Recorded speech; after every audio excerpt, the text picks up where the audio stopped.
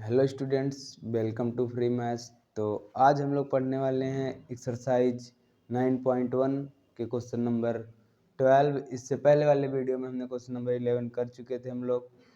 I hope आपने वो video देखा होगा। अगर नहीं देखा है तो डिस्क्रिप्शन में लिंक डाल देंगे, आप देख सकते हैं। और इस 9 चैप्टर और भी हमने जो आपके क्लास 10th मैथ में जो भी चैप्टर्स हमने कंप्लीट कर लिए हैं उसके भी प्लेलिस्ट चैनल में दिए गए हैं और उसका लिंक डिस्क्रिप्शन में भी है, आप जाके देख सकते हैं। ठीक है, तो चलिए देख लेते हैं क्वेश्चन क्या है हमारा। क्वेश्चन नंबर 12, ठीक है।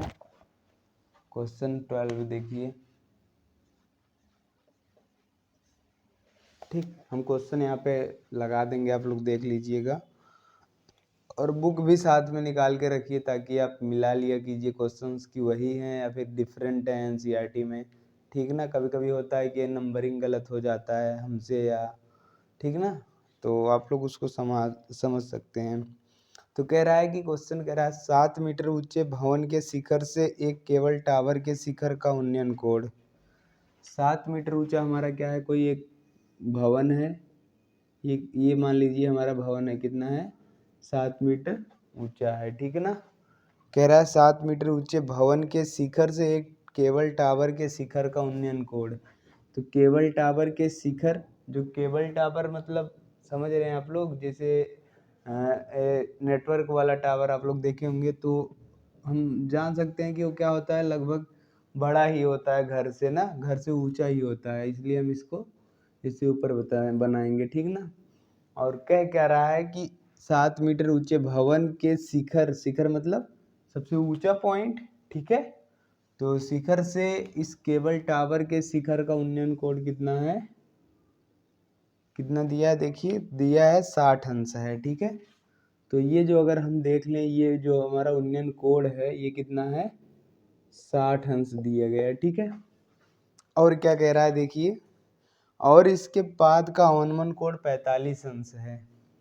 अगर यही काम हम इसके पाद का अवनमन कोण मतलब केबल टावर के शिखर का उन्नयन कोण 60 अंश है, और केबल टावर के पाद, पाद मतलब इसका पैर यहाँ पे है ना, जमीन से जहाँ पे लगा है, इसका अवनमन कोण, जब कोई चीज हम ऊपर से नीचे की ओर देखते हैं तो हमारे आँख और उस वस्तु के द्वारा बीच बना कोण जो होता है वो क्या होता है, अवनमन कोण होता है। ठीक है, तो ऐसे ही अगर यहाँ से हम इसके नीचे देखेंगे तो ये वाला हमारा कोण कितना होगा, अवनमन कोण होगा, जो कि 45 अंश दिया है। ठीक है, ये हमको क्वेश्चन में दिया गया और हमसे पूछ क्या रहा है, देखो हमसे कह रहा है कि टावर की ऊंचाई ज्ञात कीजिए।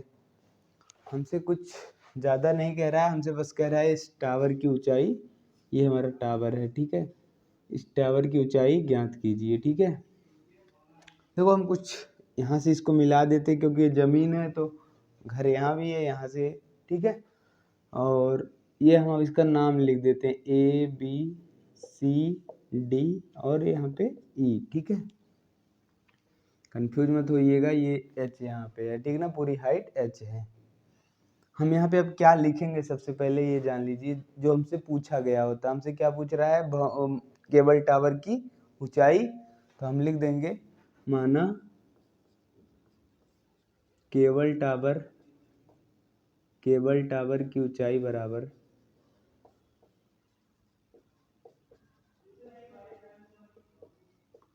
बराबर हमने H मान लिया। ठीक है, और अब यहाँ से लिख देंगे हम मकान की ऊंचाई,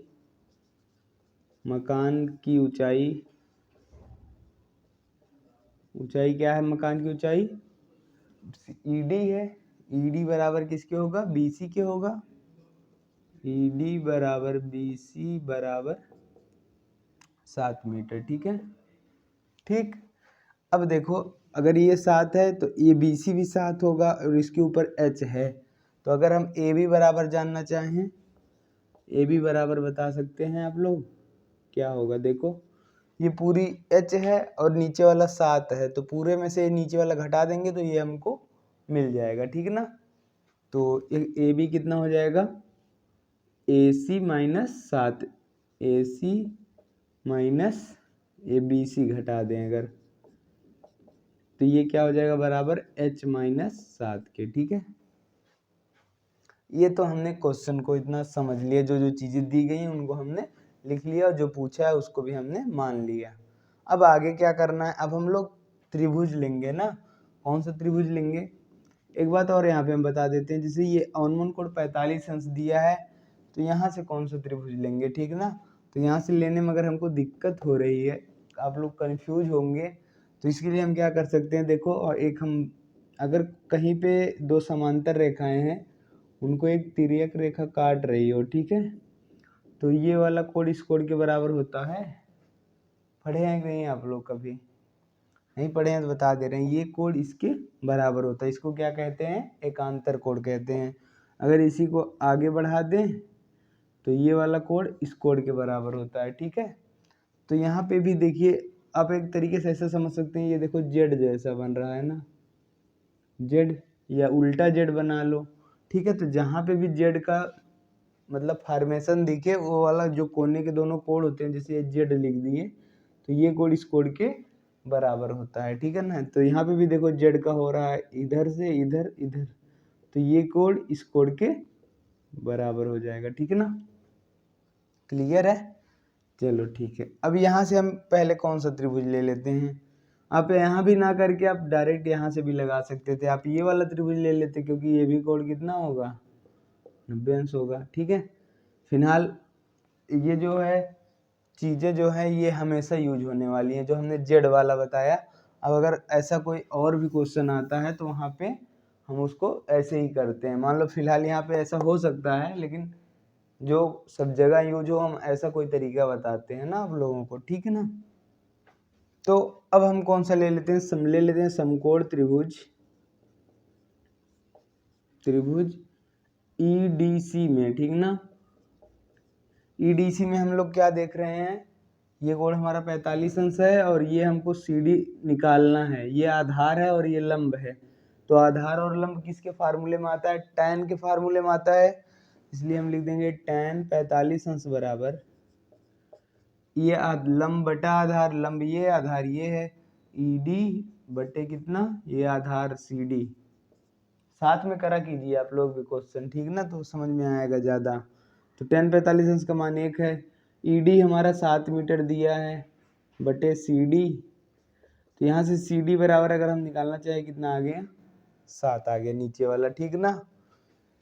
अब अगर देखो CD है, और यहाँ से एक चीज़ और लिख देंगे, चूंकि CD किसके बराबर होगा, BE के बराबर 7, ठीक है।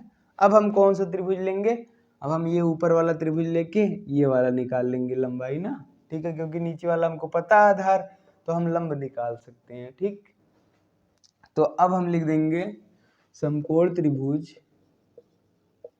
नाम आप लोग बताइए कौन सा, देखिए समकोण त्रिभुज दिख रहा है ना, AB और E ना, AB E में, ठीक है। अब देखो इसमें क्या हो जाएगा, tan 60 अंश बराबर लंब क्या है, इसमें AB है और आधार क्या है, BE है, और tan 60 अंश का मान होता क्या है, tan 60 अंश का मान क्या होता है, √3, ठीक है ना।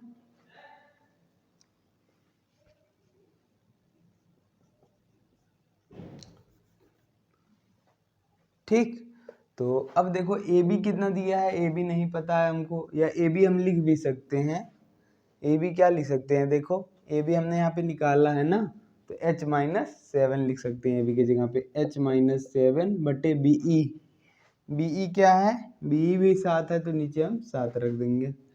तो अगर 7 को इधर ले आए तो क्या हो जाएगा, 7√3, इधर भाग तो इधर आया गुणा हो गया, बराबर H-7। अगर -7 को इधर ले आएंगे तो प्लस हो जाएगा, 7√3 + 7 बराबर H, या H बराबर लिख दें 7 + 7√3, या ऐसे ही लिख दो, कुछ चेंज नहीं किए हैं आप लोग, कंफ्यूज ना हो कीजिए, ठीक ना। 7√3 + 7। अब यहाँ से हम अगर हम 7 कॉमन ले लेते हैं तो क्या हो जाएगा, √3 + 1, तो ये हमारा क्या हो गया, हमारा ये ऊंचाई आ गया। अतः लास्ट में ये लाइन बहुत इंपॉर्टेंट है, बोर्ड पेपर में जरूर लिखिएगा आप लोग, ठीक ना। अतः केबल टावर की ऊंचाई बराबर, आप लोग एक बार सोच रहे होंगे सर इम्पोर्टेंट नहीं बता रहे हैं। अब इम्पोर्टेंट जो भी थे अभी हम एक दिन जब ये पूरा चैप्टर समाप्त हो जाएगा, ऐसे ही हर एक क्वेश्चन खत्म हो जाएंगे इसका, तो हम एक शॉर्ट वीडियो या एकदम हाँ शॉर्ट वीडियो ही बनाएंगे, मतलब 5-5 मिनट का, और उसमें हम आपको क्या बता देंगे कि जो भी इम्पोर्टेंट है उसका आपको टिक करवा देंगे, ठीक है ना। टावर की ऊंचाई बराबर, ऊंचाई बराबर क्या हो जाएगा 7 ब्रैकेट में √3 + 1 मीटर। एम मतलब कुछ मत समझ लेना, हिंदी में लिख देते हैं मीटर, ठीक है। तो अब हम लोग देख लेते हैं अगला क्वेश्चन, क्वेश्चन नंबर 13, ठीक है, जो कि दिया है समुद्र तल से 75 मीटर ऊंची लाइट हाउस के शिखर से देखने पर 2 समुद्री जहाजों के अवनमन कोण 30 अंश और 45 अंश है। समुद्र तल, जैसे हमारा कोई समुद्र है, अब इमेजिन कर लीजिए दिमाग में कि हाँ समुद्र कैसा होता है, ठीक ना। समुद्र तल मतलब समुद्र किनारे, ठीक ना। समुद्र तल से 75 मीटर ऊंची लाइट हाउस, तो यहाँ मान लो समुद्र है और ये हमारा लाइट हाउस है। क्या है? Light house. इसकी लंबाई क्या है? 75 मीटर है। मतलब जो जहाजें पानी वाली होती हैं वो कैसे किनारे पे आती हैं, हमको जाना कहाँ है, वो लाइटों से ही देख कर ना, ठीक है ना। लाइट दिखती है तो उसी हिसाब से ले जाते हैं। तो लाइट हाउस के शिखर से देखने पर 2 समुद्री जहाजों के अवनमन कोण 30 अंश और 45 अंश हैं। तो इसके ऊपर से क्या है, यहाँ से देखा जा रहा है, ठीक ना। 2 समुद्री जहाज हैं, चलो हम एक ऐसे बना देते हैं, नाव है, मतलब एक ये नाव है और एक यहाँ मान लेते हैं, 2 समुद्री जहाज हैं ये, ठीक। कटोरा मत समझ लेना, ठीक ना, जहाज है, ठीक। इसका जो अवनमन कोण है, अवनमन कोण ध्यान देना, जब ऊपर से कोई चीज नीचे देखते हैं तो वो अवनमन कोण, कंफ्यूजन नहीं रहना चाहिए, ठीक। अवनमन कोण 30 अंश और 45 अंश है। अब यहाँ पे ध्यान देना होगा कौन सा 30 अंश होगा, कौन सा 45 अंश होगा, ठीक है। आप लोग को बताएंगे, अभी खुद ही समझ जाएंगे। हम थोड़ा सा क्लियर कर दें पहले फिगर। अब देखो, जो दूर होगा उसका कोण ज्यादा होगा और जो पास होगा उसका कोण क्या होगा। देखो दूर मतलब इससे देखना है, जो हमारी लाइन है मेन लाइन, ठीक ना। इससे ये देखो क्या है, ये ज्यादा झुकी दिख रही है कि नहीं। अगर हम और दूर लेते, यहाँ लेते कोई जहाज, तो ये और छोटा होता ना। तो इस हिसाब से अगर देखा जाए तो ये जो बाहर वाला है ये कितना है, 45 अंश है, और ये जो थोड़ा वाला है वो कितना है, 60 अंश है, ठीक ना। 2 ही कोण तो कहा था, 45 अंश और 60 अंश, ठीक है। 30 अंश और 45 अंश कहा है, ठीक है, ये 30 अंश है, ठीक है, ओके। अब क्या कह रहा है, यदि लाइट हाउस के एक ही ओर एक जहाज दूसरे जहाज के ठीक पीछे हो तो 2 जहाजों के बीच की दूरी ज्ञात कीजिए। मतलब ये देखो, एक इसके एक पीछे है, ठीक ना। तो क्या कह रहा है, कह रहा है कि इन दोनों जहाजों के बीच की दूरी ज्ञात कीजिए। अगर हम इनको मिला दें, डॉटेड लाइन से मिलाते हैं, ठीक ना, ठीक है। ये नाव था, ये हमारा, ठीक। तो इनके बीच की दूरी निकालना है। अगर हम यहाँ से ए मान लें, इसको बी, इसको सी, इसको डी, इसको ई। अब यहाँ से देखो अवनमन कोण से तो हम निकाल नहीं सकते हैं, जो भी हमसे पूछा है, ठीक ना। तो उसके लिए हम क्या करेंगे, वही अभी जो हमने पहले बताया, जेड फॉर्मेशन। देखो तो ये देखो, अगर इससे देखें, इससे लेके यूं यूं, ये जेड मतलब यहाँ 30 था तो ये वाला भी 30 हो जाएगा। और ये कितना हो जाएगा, ये 45 है बड़ा वाला, तो बड़ा वाला जेड यहाँ भी कितना हो जाएगा। सिंपल है, ध्यान रखना है, उसमें कुछ करने की जरूरत नहीं। अगर आप फिगर में दिखा दे रहे हो तो लिखते हैं तो भी ठीक है, नहीं भी लिखते हैं तो भी ठीक है, ठीक है ना। तो हमसे यही पूछ रहा है, ए बी दोनों जहाजों की बीच की दूरी पूछ रहा है, ठीक ना। तो देखो, अच्छा पूरी दूरी अगर हमको निकालना हो तो हम कैसे निकालेंगे। उसके लिए सबसे पहले हम अगर पूरा बड़ा वाला दूरी निकाल लें AC, और फिर ये छोटा वाला दूरी निकाल लें BC, तो पूरे में से ये छोटा घटा देंगे तो हमको मिल जाएगा क्या, जहाज़ों के बीच की दूरी, ठीक ना। तो यहाँ पे आप लिख सकते हैं, तो दोनों जहाज़ों के बीच की दूरी माना दोनों जहाज़ों के बीच की दूरी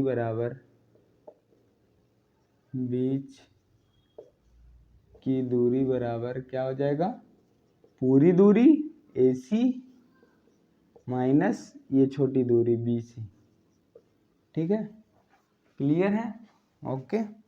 अब देखो हमको दिया क्या है, लाइट हाउस, यहाँ लिख लोगे लाइट हाउस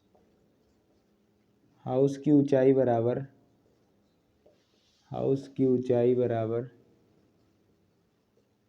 75 मीटर, ठीक है। तो एक बार हम बड़ा वाला त्रिभुज ले लेंगे, एक बार ये छोटा वाला, बड़े वाले से पूरा AC मिल जाएगा और छोटा वाला लेंगे तो हमको BC मिल जाएगा, ठीक है ना, हमको ये चाहिए ही। तो सबसे पहले लिख लेंगे समकोण त्रिभुज क्या, कौन सा लें बताइए। सबसे पहले हम ये छोटा वाला ले लेते हैं, तो क्या हो जाएगा, BCD में क्या मिलेगा, tan 45 अंश बराबर CD, लंब देखो CD और आधार क्या हो जाएगा BC, ठीक ना, CD बटे BC। तो ये tan 45 अंश का मान 1, CD क्या है, CD है 75 और ये BC हो गया। तो BC बराबर कितना आ जाएगा, देखो इधर भाग इधर आएगा तो एक में गुणा होगा और एक में गुणा होगा तो वही आएगा, BC बराबर कितना आ गया 75। ये बहुत इंपॉर्टेंट था, ये हमको चाहिए ना, और AC चाहिए। अब हम बड़ा वाला त्रिभुज ले लेते हैं, फिर लिख लेंगे समकोण त्रिभुज कौन सा, ACD ना, हमेशा 90 अंश वाला जो कोण है वो लेटर बीच में आना चाहिए, ध्यान दीजिएगा। देखिए ACD, ये कोण हमारा 90 अंश है, ठीक। ACD में tan कितना अंश, 30 अंश बराबर CD लंब और बटे आधार क्या हो जाएगा AC, ठीक है। और tan 30 अंश का मान 1/√3, और यहाँ पे हम क्या रख देंगे, CD और AC। AC देखो, AC हमको निकालना ही है, CD हमको दिया है 75, तो यहाँ पे 75 बटे AC को इधर ले आएंगे तो एक में गुणा हो जाएगा ना, और √3 का ऐसे समझो तिर्यक गुणा कर लो, ठीक है। जब दोनों ओर बटे बटे में हो तो इसे तिर्यक, AC का एक में होगा तो AC बराबर 75√3। और अब अगर हमको निकालना हो, जो पूछा था दोनों जहाज़ों के बीच की दूरी बराबर, तो उसको चाहे हम इधर लिख दें या नीचे ही लिख देते हैं, इधर ही लिख देते हैं, ठीक ना।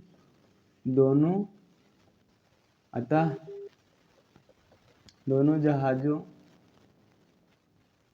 के बीच की दूरी बराबर